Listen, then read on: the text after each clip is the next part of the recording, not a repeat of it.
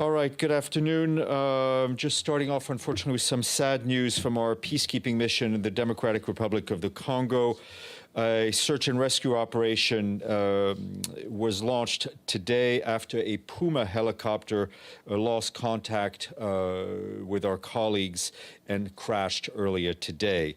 The helicopter, with 8 people on board, including 6 crew members, all from the Pakistani military, and 2 military personnel, 1 from the Russian Federation and 1 from the Republic of Serbia.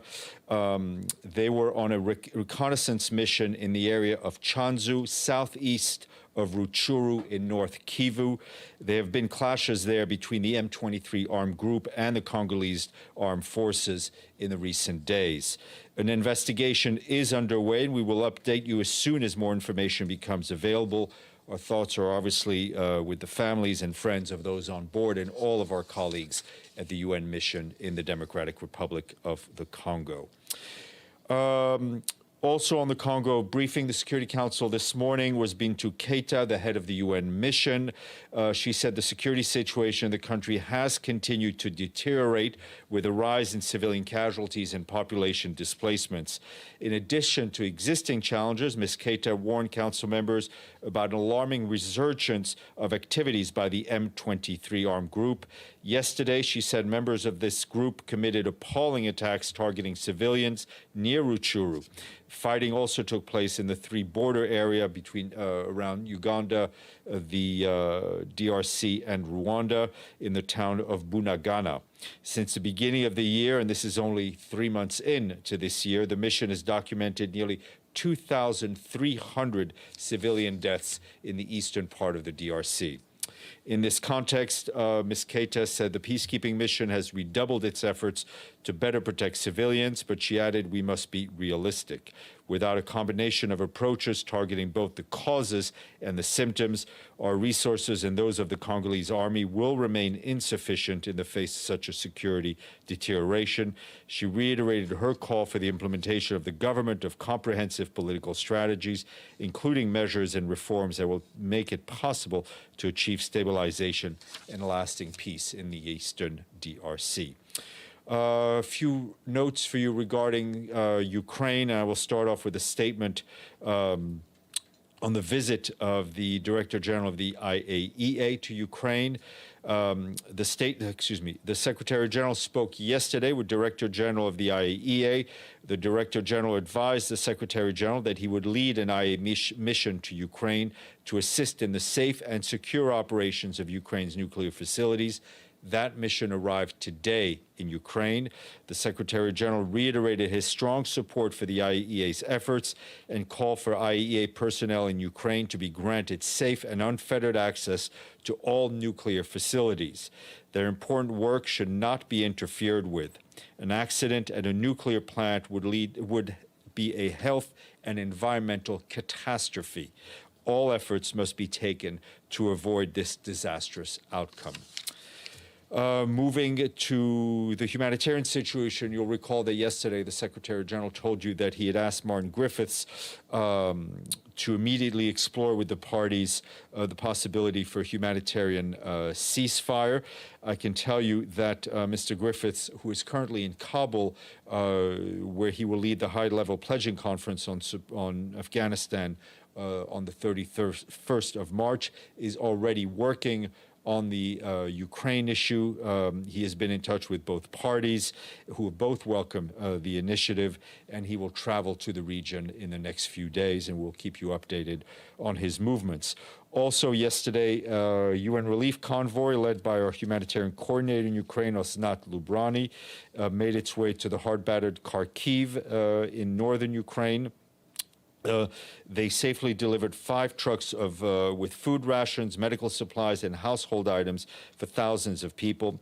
3,000, our World Food Program colleagues are telling us they have delivered enough food to support 3,000 people for 2 weeks, and WHO says there was enough medical supplies to help 10,000 people for the next 3 months.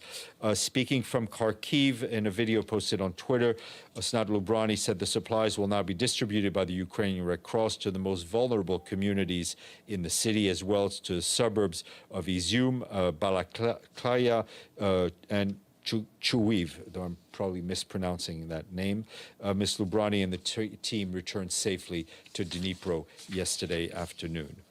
And just on, and also on that, UNICEF says there are non-food items on the truck to assist 6,000 people, and UNHCR also packed some non-food items to help about 500 households.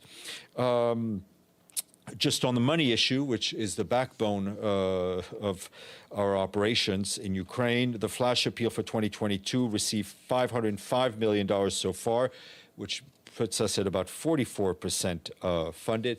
And this afternoon, the Security Council will have an open meeting on the humanitarian situation in Ukraine.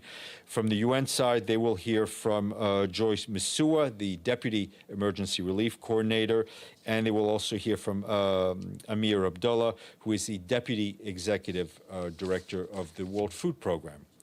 And on the refugee front, I just want to flag a new initiative jointly done by UNHCR and the World Food Program, which brings together 6 leading footballers, 3 of whom are former refugees.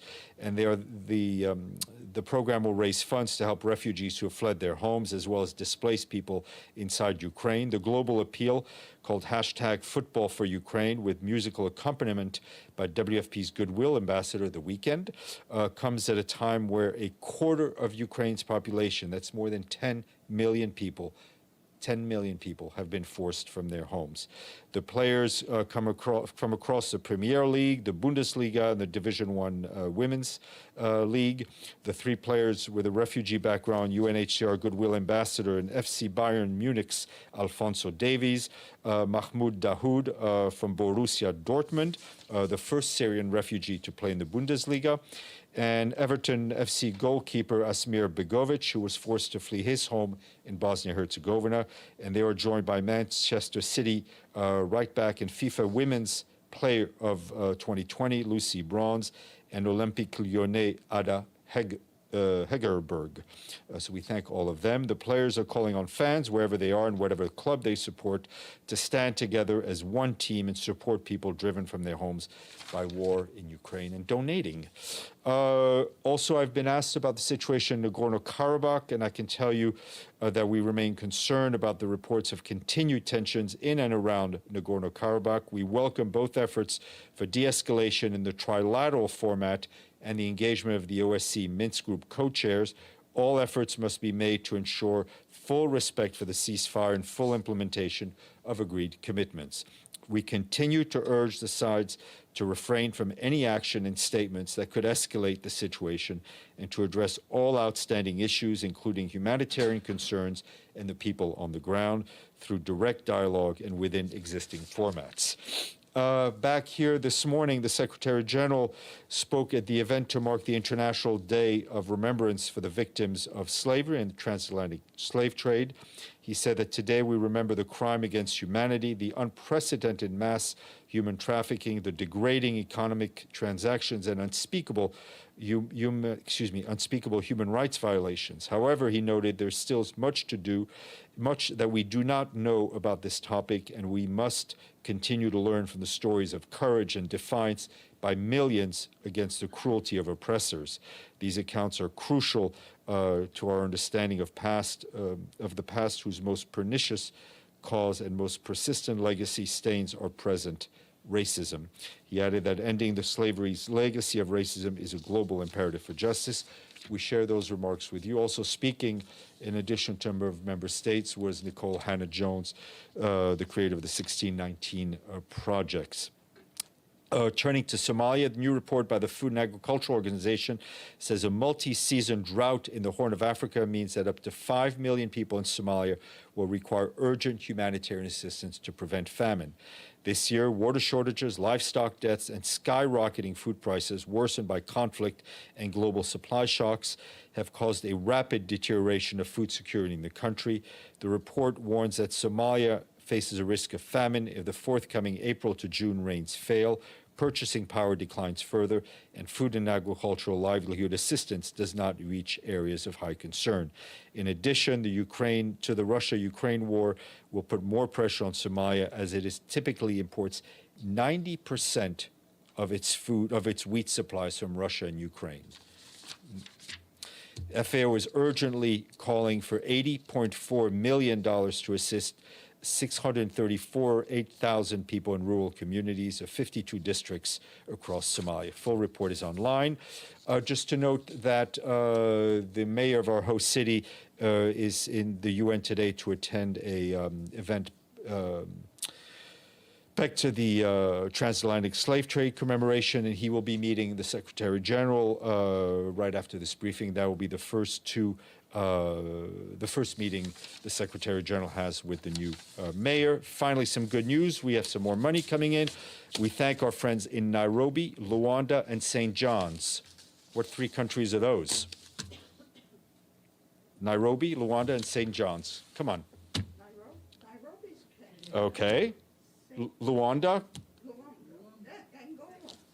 Thank you. St. John's. Close, but the Virgin Islands are not a member state. What? Not a member state either, but we would take their money. It is Trinidad and, it is Antigua and Barbuda. Antigua and Barbuda, and we thank them very much, all our friends in St. John's. Edie, you get to travel. Thank you. Steph, two questions.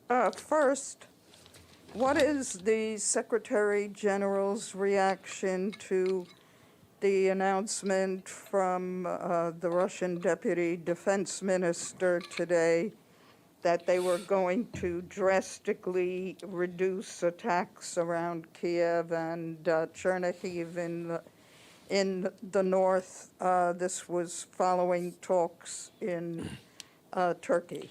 Sure. We're obviously following what's going on in Turkey. We're following the statements and the various reports that have been made, including the comments by the Russian Federation, and there have been other positive comments. I think what is important for us is that these pledges, these commitments, be translated as quickly as possible into concrete agreements and concrete action on the ground that would enable us to help deliver humanitarian goods to help, and would hopefully also lead to a cessation of the fighting.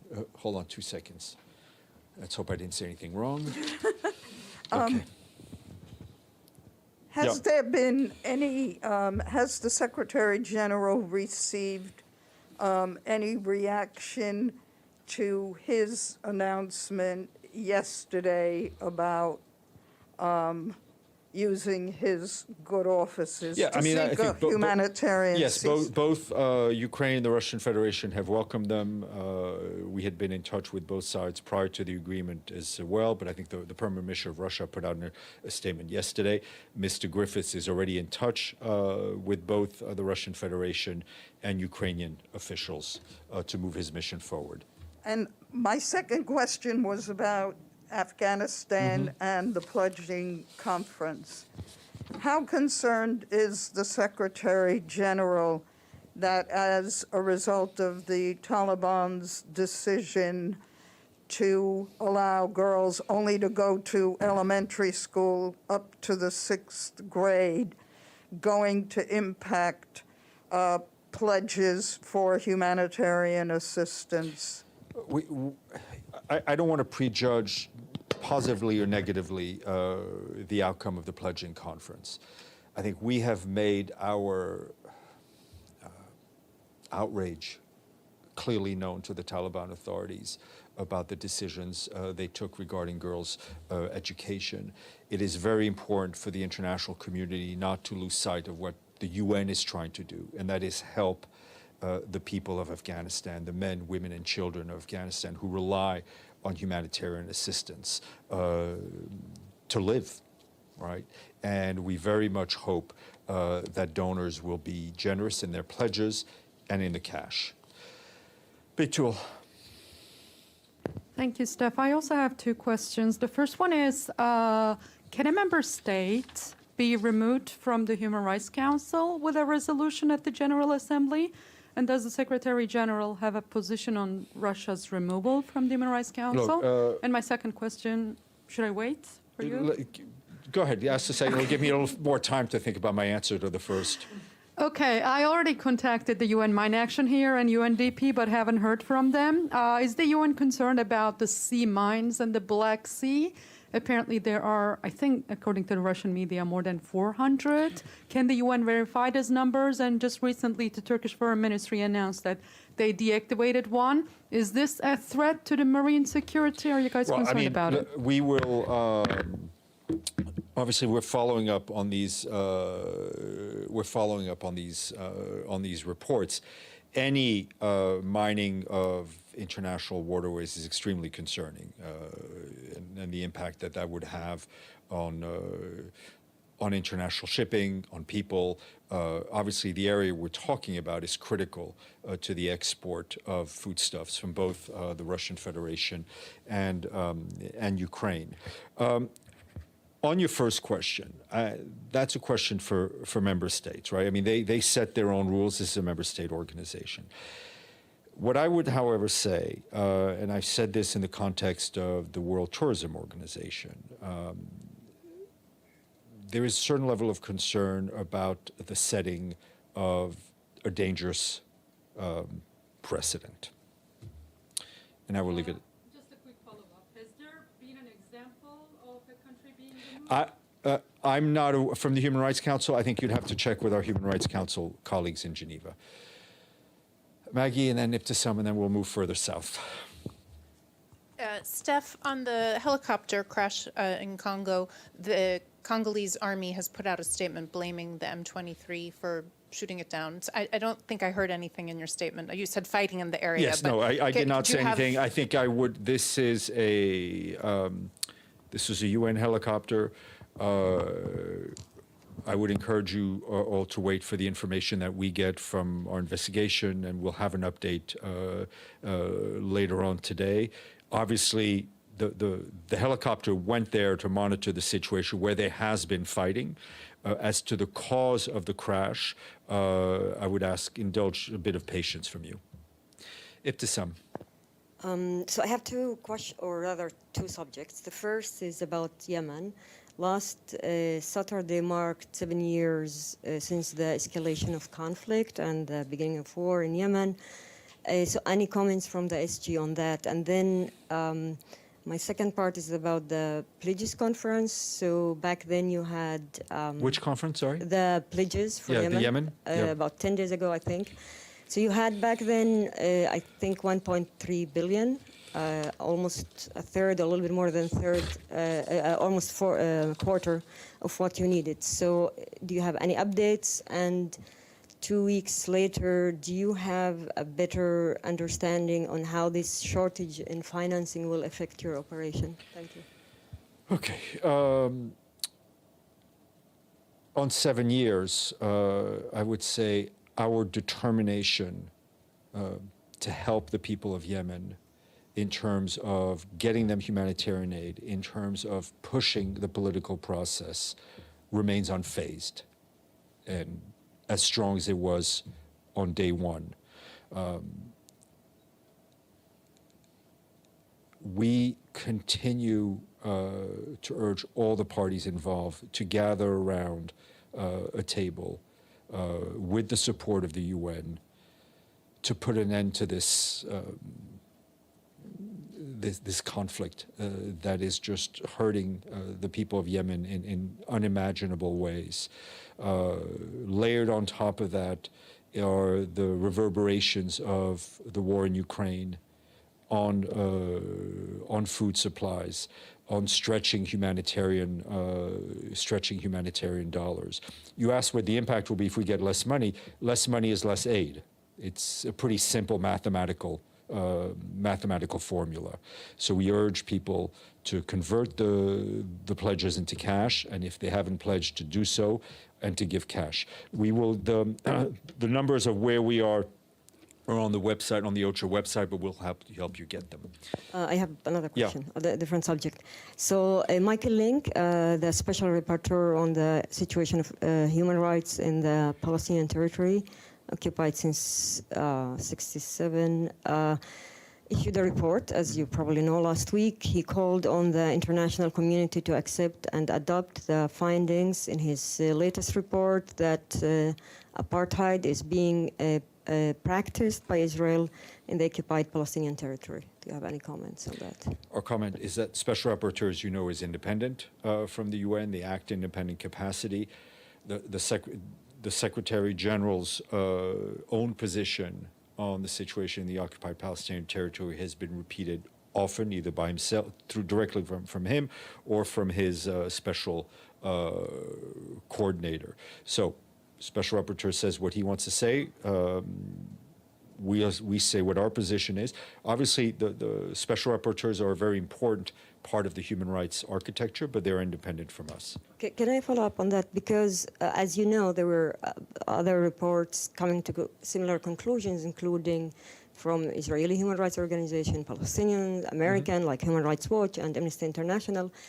And you never engaged with these reports officially in the sense of trying to see whether they have a point, whether you as the SG would adopt or that conclusion or comment on it directly. I mean, it's not like we don't read them, and we're not informed from what they, from the research they do and the points that they make, but we have our own, the own language that we use and our own observations as to the situation. Chris and Pam, and then we'll try to take a question from a man. Thanks, Stephane. On the IAEA Director General's visit, is it still the case that 2 facilities are in Russian control? Well, if you include Chernobyl and was it Zaporizhia or the other one? Can you confirm that there are 2 still in Russian control? Has there been any talks with Russia about getting access to those facilities? And do you have any updates on the condition? You referred to the employees there needing to get access. Is that anything improved for them there? I would ask you to check in with our colleagues at the IAEA. They're in the lead on this. Our understanding is that they have been in touch with the Russian Federation because obviously we need the cooperation of both. The Secretary General is backing the Director's General mission really 100% because we feel this is, I mean, the word critical is kind of underwhelming. But it is really a critical mission to ensure the safety of all these nuclear facilities, whether they're active nuclear reactors or Chernobyl itself. Pam. Thank you, Steph. Follow-up to Kristen's question on the IAEA. Ukraine said last week that Russian forces were militarizing the deconfliction zone, I think it's called, the inclusion zone around Chernobyl. That is sort of IAEA, but it also deals with the UN generally in terms of commitment to safety of nuclear facilities. Do you have any comment on that? And if you want me to give you the second one, the second is there any will there be a readout? And what is the Secretary General's message to Mayor Eric Adams? Thank you. On the first question, you'd have to ask the IAEA because they have more up-to-date information than I have. The message to the mayor is how much we appreciate the support we get from our host city and the support New York City has given to the United Nations, and as a reminder that I think all of us here who work in the UN may be from different places, but after a few weeks here, we all become New Yorkers very quickly. Yep. Thank you. On Ukraine and regarding the Global Crisis Response Group on Food, Energy and Finance in the UN that the SDG established 2 weeks ago. Is there any update on this, and could you elaborate more on its work? No, no update from what we said earlier. Obviously, it is, it is a critical way that the UN system can mobilize and look at what we need to do now in order to avert greater reverberations of this crisis, which may very well impact a big number of our social indicators, SDG indicators. But we'll try to get you an update with it, and kind of the next step that we can share with you. Okay. Paulina, all yours. Thank you.